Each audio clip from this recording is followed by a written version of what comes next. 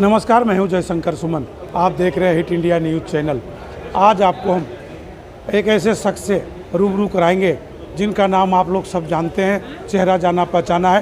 फरीदाबाद से सांसद भी रहे हैं और यूपी से विधायक भी रहे हैं। जहां जाते हैं वहीं से जीत जाते हैं। लेकिन अब फरीदाबाद में है चर्चा ये है कि ये विधानसभा के टिकट मांग रहे हैं। लेकिन अवतार सिंह भड़ाना क्या कह रहे हैं इसको लेकर के। भड़ाना जी, शहर में चर्चा है कि आप टिकट मांग रहे हैं। बिल्कुल नहीं, ना ही तो मैंने एमएलए की टिकट मांगी है, ना मैंने मंत्री पद मांगा है और ना ही मैंने लोकसभा की सीट मांगी थी। तब मैं राहुल जी को मिला था तो उन्होंने जनरल सेक्रेटरी साहब को ये कहा था कि पूछ लीजिए भड़ाना को कहाँ ड्यूटी लगानी है।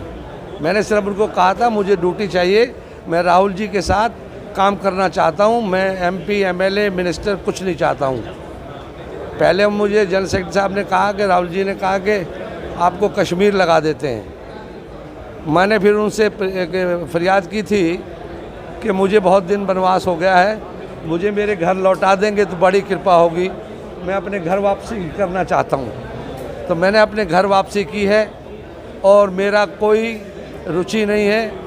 मैं 4 बार एमपी रह चुका हूँ, मिनिस्टर रह चुका हूँ, एमएलए रह चुका हूँ और इस फरीदाबाद के अवाम ने और देश के लोगों में मुझे बहुत प्यार दिया है। मैं जहाँ भी गया वहाँ भी प्यार मिला है। भड़ाना जी, आपके कई स्टेटों में आपका नाम है, या कहें पहले तो एक बार जोड़ की चर्चा चली कि आप मध्य प्रदेश तक गुर्जर सम्राट के नाम से भी लोग जानते हैं और कांग्रेस में इस बार जो चौधरी महेंद्र प्रताप के चुनाव लड़े उससे पहले कांग्रेस ज्वाइन किया था, तो इसी वजह से कयास लगाए जा रहे थे। जी नहीं, बाबू महेंद्र प्रताप जी हमारे बड़े हैं। उन्होंने मुझे स्वयं कहा था कि आप चुनाव लड़िए।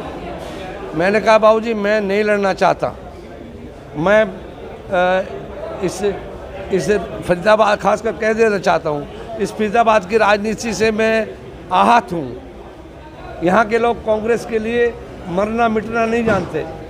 इस फरीदाबाद को पंडित जी ने इस फरीदाबाद को बसाया था। हमारे इस फरीदाबाद के लिए इंदिरा जी ने बहुत कुछ दिया था। बादशाह खान जी का यहाँ नाम था, उनका नाम मिटा दिया। जिस बादशाह खान ने यहाँ पे इस फरीदाबाद को आबाद किया था, आज मैं उस फरीदाबाद में कैसे यकीन करूं। इतने खुदगर्ज और इस तरह के हालात बन गए हैं। मैंने फिर इसलिए सोचा कि मुझे जैसे लोगों के लिए मेरे जैसे अब लोगों के लिए इस फरीदाबाद में कोई राजनीति करने की जगह नहीं। ये बहुत बड़ी बात है कि अवतार सिंह भड़ाना काफ़ी खिन्न है, काफ़ी नाराज है फरीदाबाद की जनता से, जबकि अवतार सिंह भड़ाना अनंगपुर गांव से बिलोंग करते हैं और फरीदाबाद के मूल निवासी हैं। उसके बावजूद भी आखिर क्या कारण रहा, ये इन्होंने कांग्रेस ने बहुत कुछ दिया फरीदाबाद को और उसके बावजूद इनको महेंद्र प्रताप जी को इस झटका मिला है। इससे काफ़ी नाराज हैं अवतार सिंह भड़ाना। तो इसको कैसे सुधारा जाए? मुझे पार्टी के लिए पार्टी ने और जनरल सेक्रेटरी साहब ने मुझे गुड़गांव और फरीदाबाद में पार्टी के लिए काम करने के लिए ड्यूटी लगाई थी। मैंने वो ड्यूटी मांगी थी। मैं यहाँ रात और दिन बाबू महेंद्र प्रताप जी के लिए, कांग्रेस पार्टी के लिए, कि कांग्रेस पार्टी को फिर से फरीदाबाद में लाना है। फरीदाबाद एक ऐसा ऐतिहासिक नगर है जहाँ के लोगों में इस फरीदाबाद में क्या था।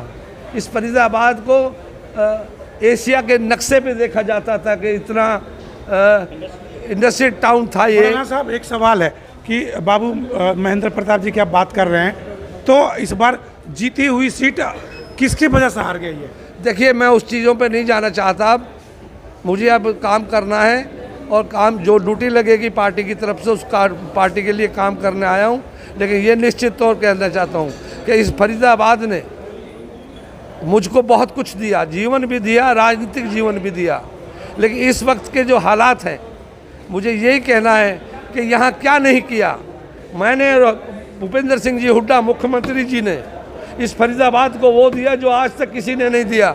मेट्रो मैं लेकर आया, 3200 करोड़ रुपया, पहला एमपी था मेंबर पार्लियामेंट हिंदुस्तान का जो यहाँ 3200 करोड़ रुपया यहाँ के विकास के लिए लेकर आया था। यहाँ मैंने हॉस्पिटल बनाई, ये सामने देखिए हॉस्पिटल, ये मेरी मेडिकल हॉस्पिटल 750 बेड की मैंने बनाई। यहाँ फ्लाईओवर बनाए, यहाँ अंडरपास बनाए, इस फरीदाबाद का नक्शा बदल दिया। 10 वर्षों में जो कुछ हुआ इस फरीदाबाद में, जो पार्टियां आज बीजेपी के लोग हैं, उन्होंने सिवाय दलाली और जुल्म और लूट और खसोट की है इस फरीदाबाद के साथ। अब वो नहीं होने देंगे हम। चलिए, ये थे अवतार सिंह भड़ाना जी, जो अपनी पीड़ा बयां कर रहे हैं। इनको बहुत पीड़ा है कि यहाँ से कांग्रेस के प्रत्याशी हार गए हैं और इसका दर्द इनको टीस मारता रहेगा। आप जुड़े रहिए हिट इंडिया न्यूज़ के साथ, फिर अगली मुलाकात करवाएंगे।